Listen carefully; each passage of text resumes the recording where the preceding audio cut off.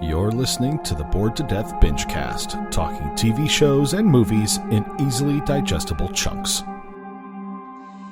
Hello again, ladies and gentlemen, and other assorted gender assignations. Welcome back to the Bored to Death Bingecast, where we talk TV shows and movies in easily digestible chunks. Although today we are again doing more web shorts and web-related stuff than our usual fare. I am Jay Winger, being joined again by Zeke. And we're doing this post-record like we did with the last little shortcast that we did. This isn't going to be hopefully isn't going to be a very long episode, but you wanted me to check out a series of short animations by a guy called Gildedguy, who I guess got his start doing like some of the stick fight animations. Yeah, he's part of the dojo. The whatever dojo company made those stick fight videos that were all the rage all over the internet ways back.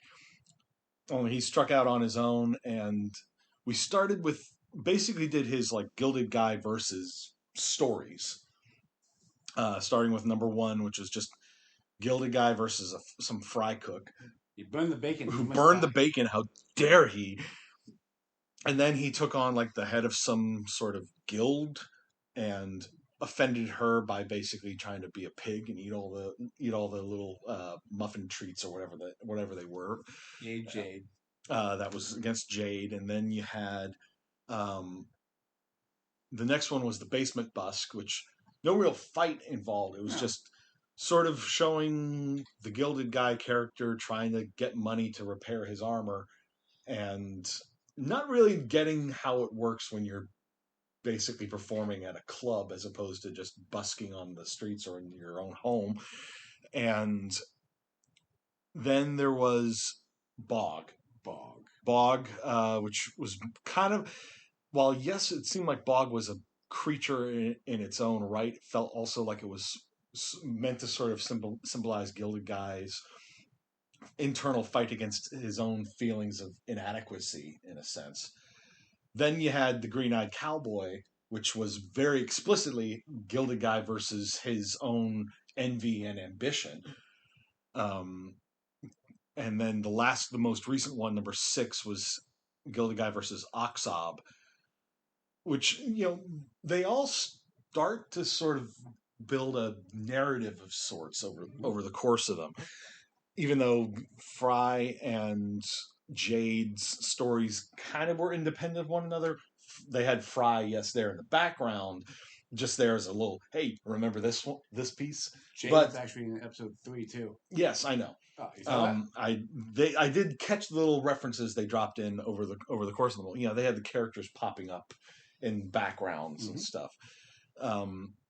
Just like they had the character from Basement Busk showing up in Green-Eyed Cowboy at the restaurant with their date. Yep.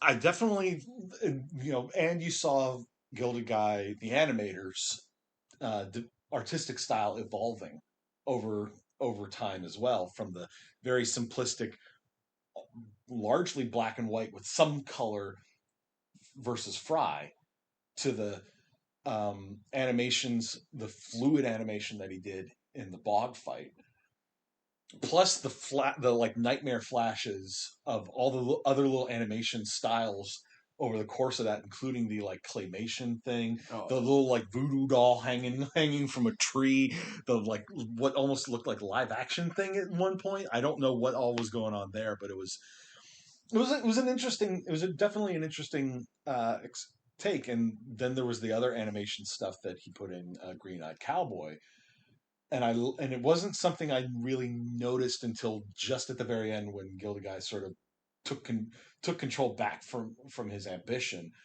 when he was faced with the flower seller, and it's just from the moment when the flower seller pulls him back from getting hit by the truck to that moment, the way he animated the Gildedguy character was distinctly different. You didn't see his face very well, and there was a greenish tinge to the armor as well, and I liked it. And the green got more and more pronounced right up to the moment when he took control back and then you saw the gold restore itself.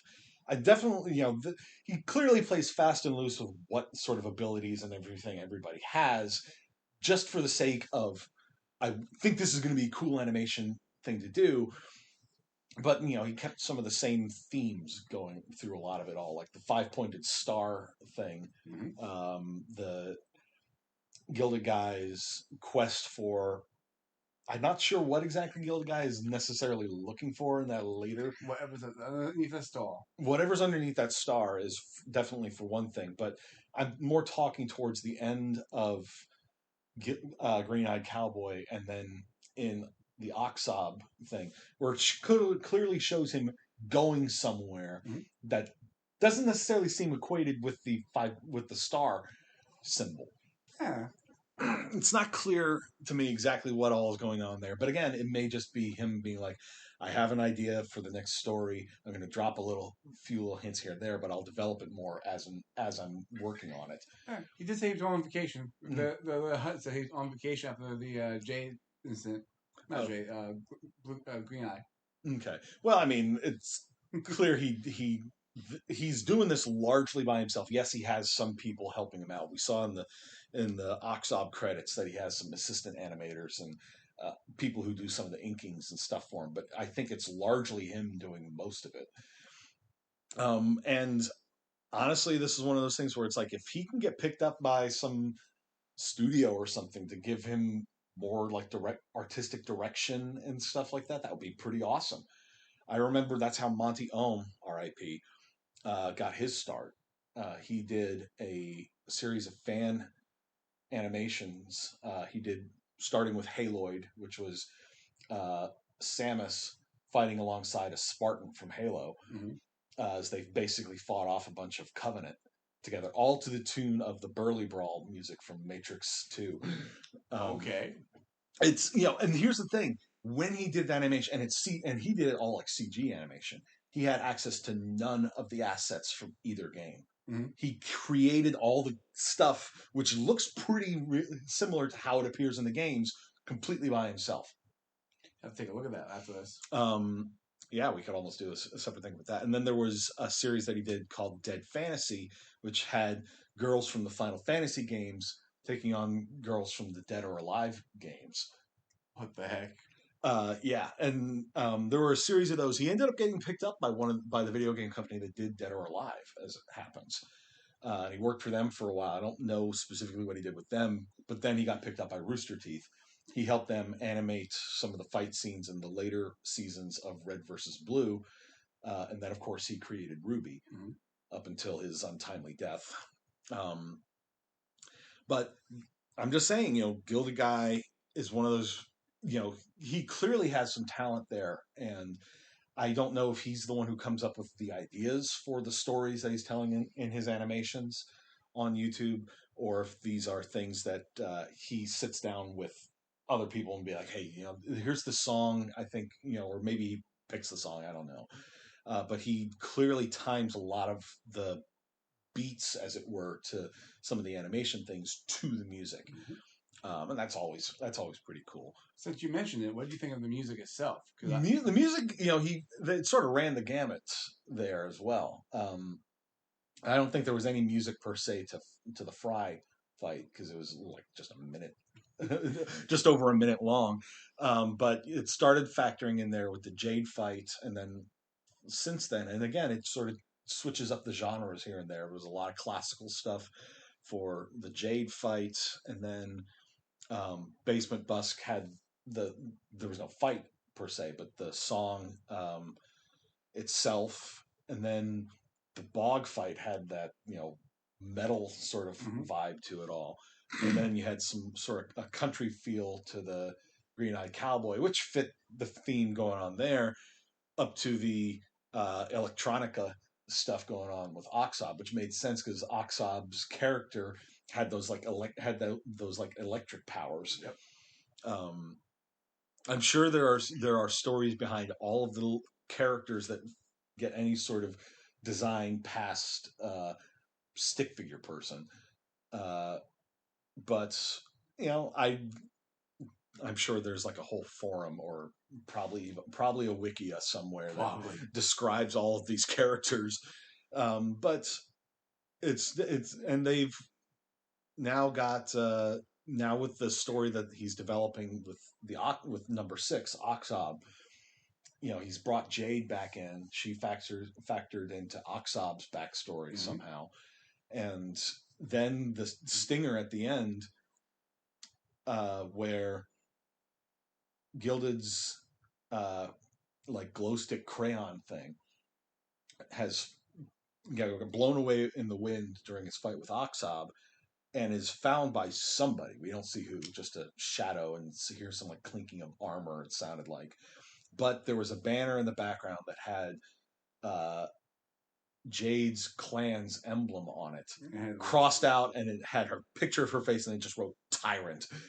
So he's clearly developing some sort of greater narrative story, and it's definitely interesting. I like how he's not just doing one thing. He's using different styles of music, different styles of animation, and he gets detailed too. For all that, he got his start with the Stick Fight Dojo.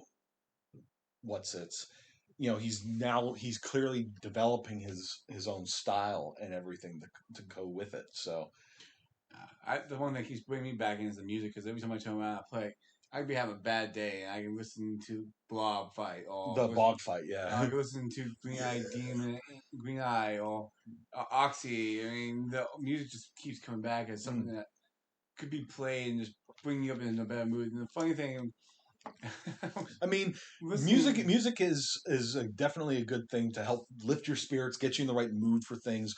Nowadays, when I write stuff in my spare time, I will frequently put on some music in the background, just to help get the creative juices flowing. I need to remember to do that some more, because I've been on a bit of a writing kick myself. I'll probably post a link to my writing blog in the description again. But yeah, that's all. Gildedguy the animator definitely uses music as his inspiration as well. And again, I'm not sure if he finds a song, he's like, this sounds like it'd be cool to animate to, and then he comes up with something that he can use for the story. I'm wondering how he gets the copyrights for some of them, because that's gotta be interesting. I get the impression they're lesser known artists, so it may just be he does. I don't know. Just guessing. At that point, it's probably less of major copyright issue, as he is trying to help them get exposure as well.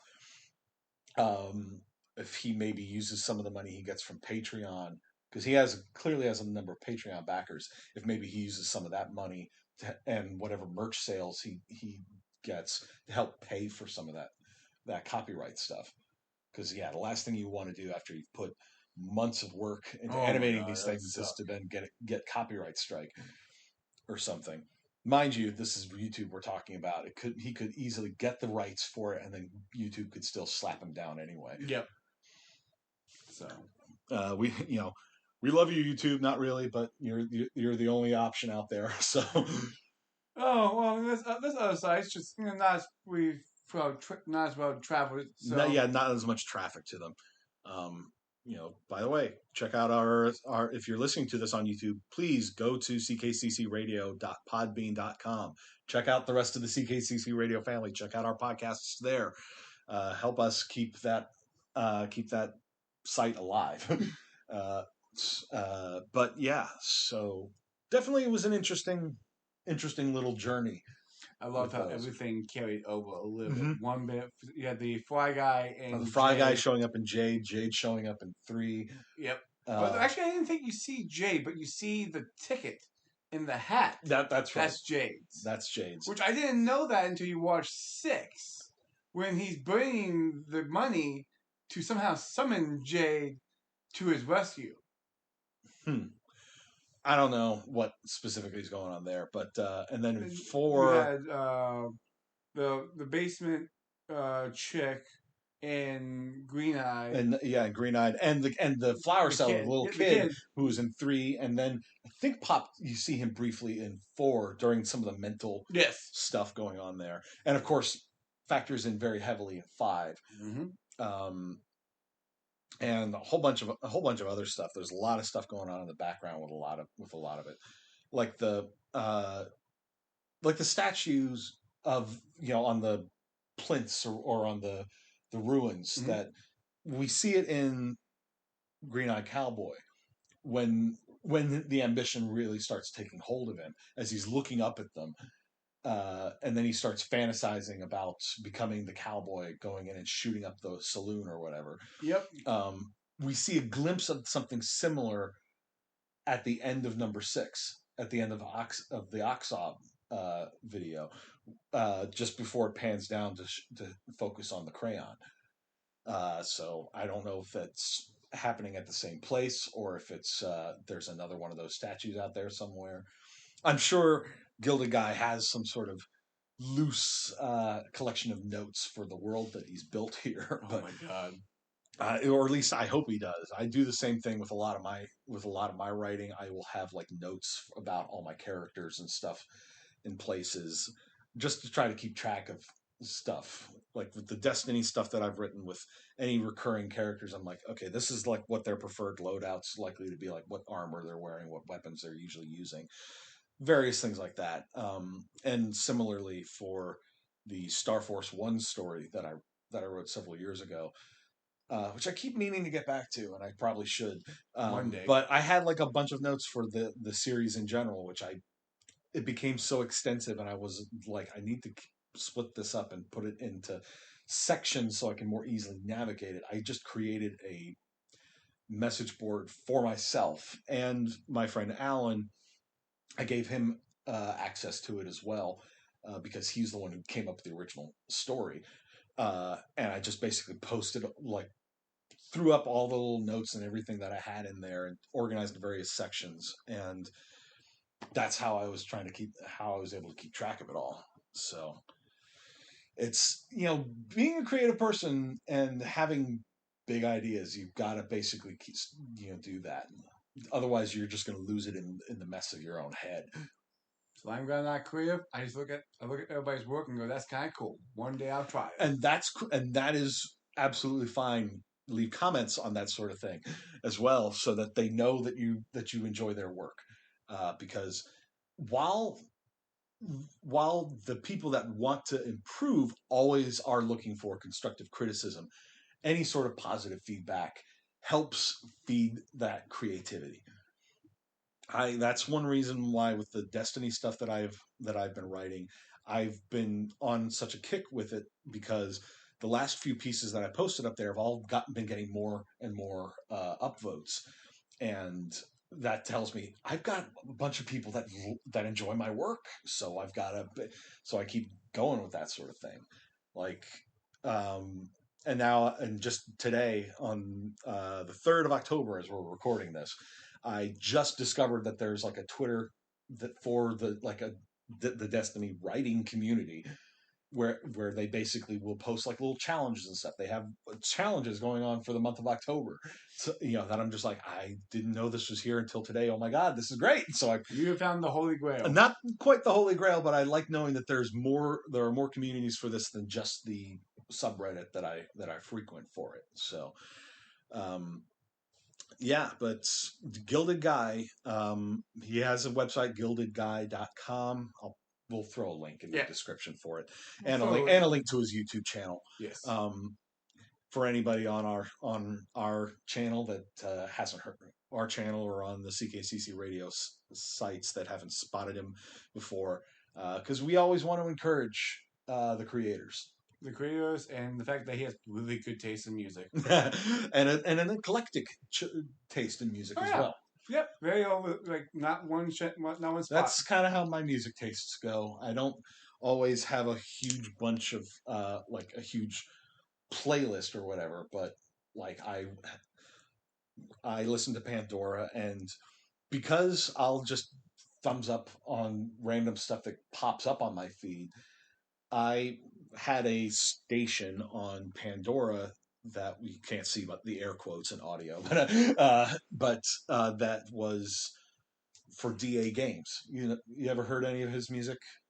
He has a YouTube channel as well. I think so. Is that the guy who did the Fallout song? The following Total Atomic Annihilation. Yeah, that one.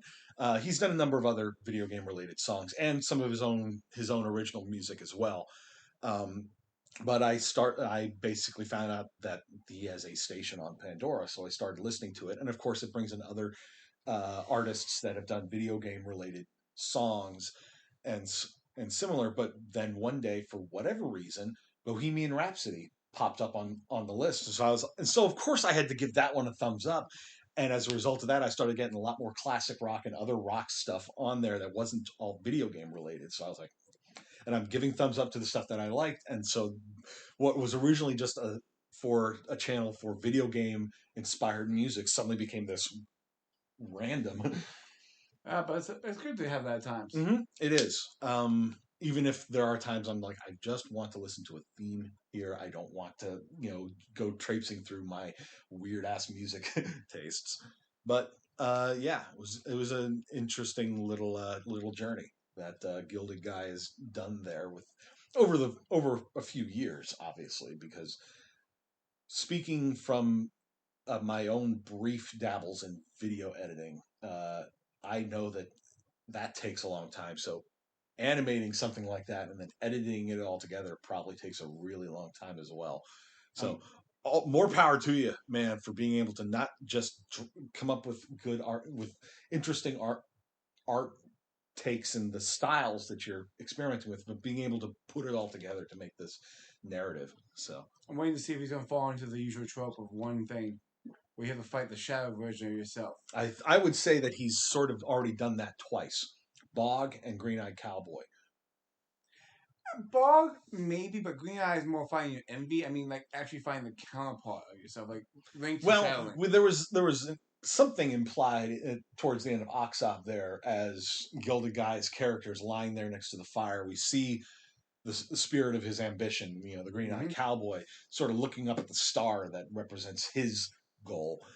Then we see a bog blob come up and try to like get back in his body, get back into Gilded's body, and it gets like crushed by his fist just in his sleep. But it's not clear if that's Gildedguy doing it, if that was a sign that Bog got inside, or if it was the cowboy basically taking control briefly, be like, no, mine, my body. But who knows? Maybe that's maybe that's something he has planned for the future. So but yeah, so that's about it. We've been going for almost 23 minutes here, so that's about enough. Yeah, about enough for a short cast. A little short cast, not going on too long. And obviously, as in case you haven't noticed, you get me going on something, I just won't know when to shut up sometimes. Pull you back in, it's fine. Yep. So for Zeke, I'm Jay, and we'll see you after our next binge.